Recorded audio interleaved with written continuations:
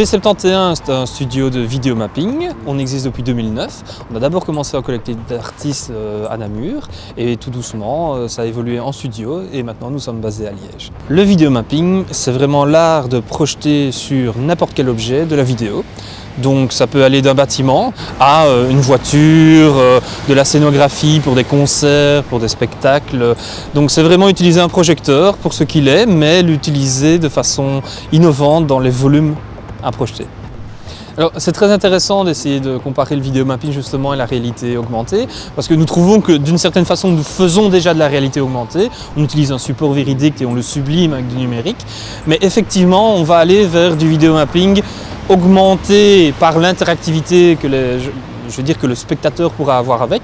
Ça existe déjà, mais on aimerait l'amener plus loin, parce que pourquoi pas jouer sur un bâtiment comme si on faisait un casse-brique ou si on était même 100 joueurs à essayer d'arriver le plus vite possible au sommet, comme aussi essayer d'avoir un vidéomapping qui vit en fait avec la ville, qui pourrait prendre des données qu'on a dans la ville et qui ferait donc évoluer un bâtiment ou quelconque autre objet en fonction de ces données.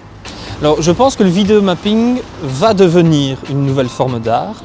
À l'heure actuelle, il emprunte énormément de codes du monde du cinéma, mais également plus aussi des effets spéciaux dans le cinéma, du jeu vidéo dans certains cas, des prestations de danse ou autre, parce que comme le vidéomapping, ce n'est pas que sur un bâtiment, ça peut être sur plein de choses, il va piocher un peu à gauche et à droite des inspirations.